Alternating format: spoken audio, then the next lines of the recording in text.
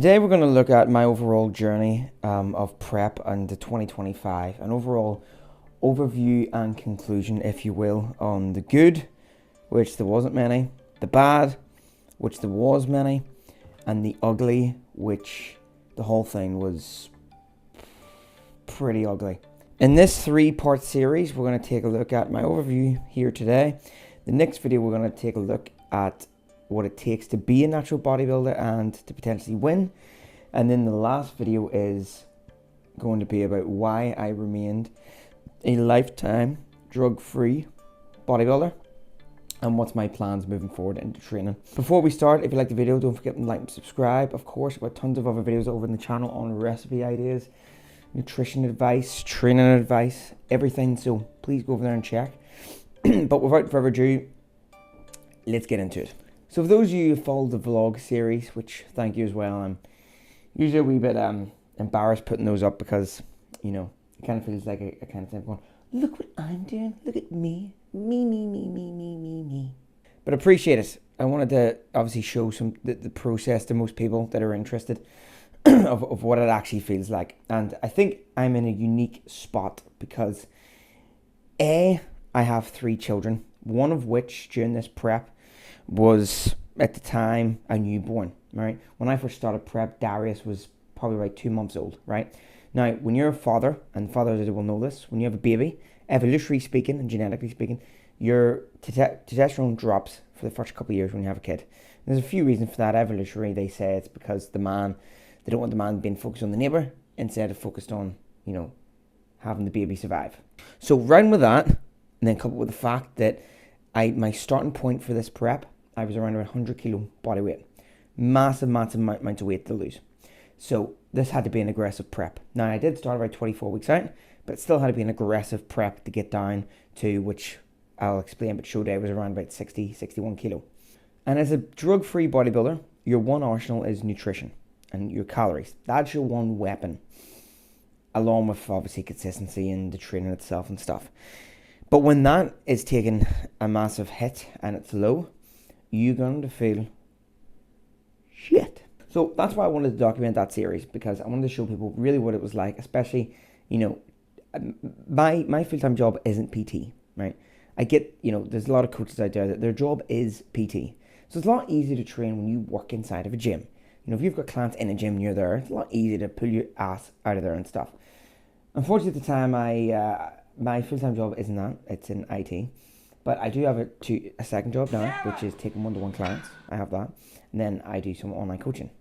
So around that time, there was essentially 2 jobs jumping. And then obviously you had the kids and stuff and just being a family man and that kind of thing. So the start of prep, we started around about late March, early April time. And the show was around, was 3 weeks ago, 31st of August. So how did the start of prep go? At the start of prep was great. I was losing vast amounts of weight. I'm usually the kind of guy that will be quite aggressive, not all or nothing. The first few bits of prep, as you can see here, that was my sort of first few check-ins. There was a lot of weight holding. But as the weeks went on, I was dropping 2 kilo a day. And that's quite normal, especially when you're going to be quite aggressive on it. You know, I had a lot of body weight holding. The body doesn't want to hold that. So I was drip feeding down to, you know, late 80s eventually. Then it went to 85 and then 70 and it kept going down. Around that, and things were going good. I was doing cardio. I was walking over to the gym, doing a lot of steps, incline treadmill, getting a lot of content out during the treadmill, hitting around about 12 to sometimes even 20k steps a day, coupled with my training. And the training was fine as well. It was manageable. For the first month or 2, I was training a lot at my den, my home gym, and I could channel a lot of aggression. My lifts was still actually kind of creeping up because I circulated new exercises into the rotation mix. I wasn't really touching any much free barbell, a lot of more focus isolated stuff, because I was just cautious that when you are extreme dating, them sort of really aggressive movements like the free barbells could spell a wee bit of disaster. So something that locks you in more, doesn't allow you to move, is a lot better. However, where things started to go to shit was around about the 68 kilo. So come the next 4 weeks of this period, my weight was not shifting. And this is when I was starting to feel really shit. Not mentally, I mean really physically. I mean, serious lethargic symptoms seeping in. Was a struggle to get off my chair even. I was dreading walks, like really dreading walks. And, that is something you shouldn't do, but I was literally panicking before going on walks with my kids and stuff because I knew this was getting really difficult and I was just so depleted and food was there, not focused. And I was hammering myself to the point where, I'll explain later, but I was taking less calories than the coach was giving me. Anyway, 68 kilo, 69 kilo category, every week was locking. And I was embarrassed with the coach. I was doing check-ins and the weight was not shifting. And I was like, it should be shifting. Like, I do not dupe on diet. I was on it even more. My steps were fucking high. I mean, even higher, 21, 22k at this point. Calories were, again, even lower than what he was given. And then my performance training was taking a hit as well. I could not lift for shit. I was dreading coming to the gym. I stopped enjoying it. And this is when alarm bells started ringing, and I think you know where I'm going with this. Outright overworked, essentially. So, again, it came to 66 kilo. I managed to drip down a couple more kilo. It just would not move. And I was looking completely watery, and I was suffering with bad edema. As you can see in the photos, massive bad edema, swollen ankles, swollen feet, swollen faces. I mean, I knew that there was detail there and there was muscle there, but it just wasn't coming through. And because the step demands every day, I was then walking over to the gym to get days because I don't have enough time in the day, right? Again, I have 3 children. There's shit to do. We need to prep, meals for the kids, ourselves, do dinner, clean the house. We don't have any support networks. We don't have grannies and granddads to pass the kids over to. It's just us.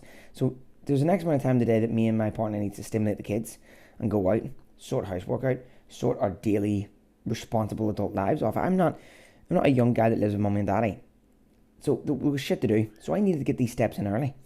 So, and what I would do essentially was walk over to the gym, which was about a half an hour walk there and back each way, and then do 45-minute treadmill. But at this point, this was like severe depletion. Like that was very exhausting doing that. It was about 11, 12k steps in one sitting. And then later on, you're going to go out and do another 10k or whatever. At this point, things were getting tough.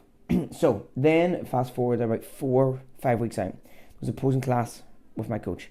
This is what I woke up like on the day, as you can see here. Pretty insane looking back to it now, the swollen eyelids and everything. I should have noticed it myself. And I remember that day coming in, and I could not, it was a posing class, couldn't hold a pose. In fact, all the other guys were just looking so shredded. I was looking around me, and I looked at myself. I was like, I'm a fucking watery, fat, buffalo mess. And it was horrible looking. And the coach seen it straight away. So he put me to the side in the 1-to-1. And he said, Carl, I need you to stop your training, your steps, and your activity immediately. In fact, I want you to go home and put the feet up and rest. He says, you have zapped and killed your CNS, your central nervous system.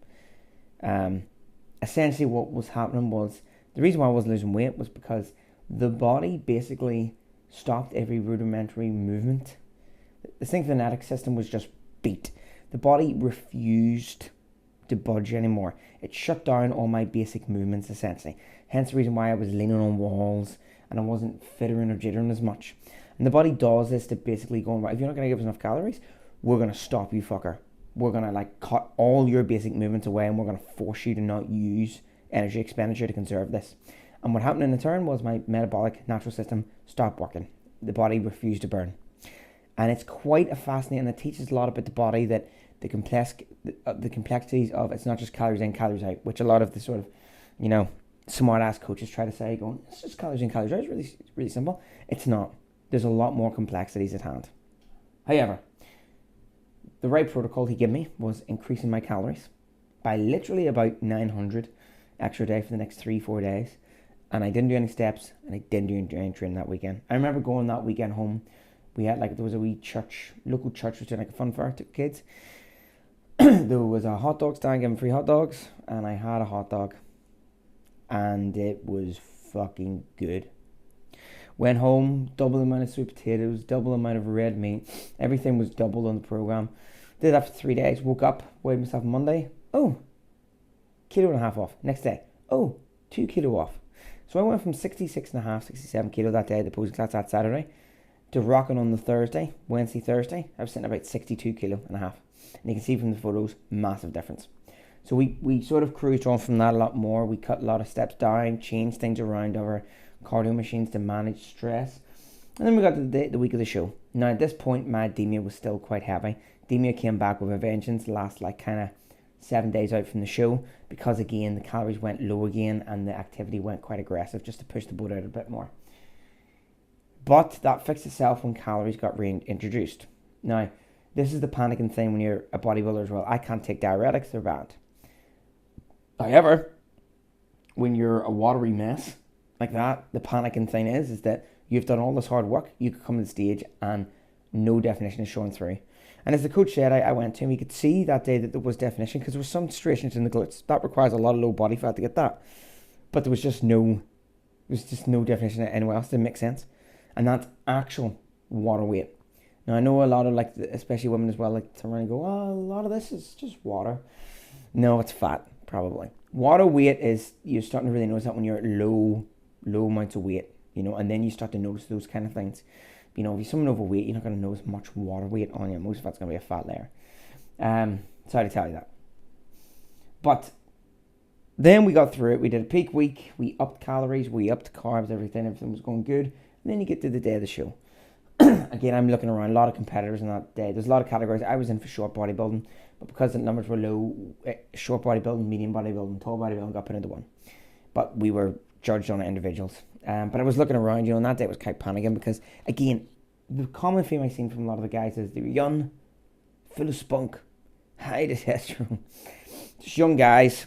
A lot of them seemed to just, you know, probably had a lot more free time than what I did. And that matters because, again, when you're juggling so many different things, and again, with kids and stuff like that, I don't want to keep going on about it, but your testosterone levels will be a lot lower, and testosterone levels need to be quite high for these kind of things, for the motivation level and for burning lean tissue and that kind of thing, and, you know, promoting lean tissue, burning fat, that kind of thing. So I was looking around going, like, a lot of these guys are, and they sort of all ball out, you know, and such great shapes and good aesthetics and great physiques and stuff like that there.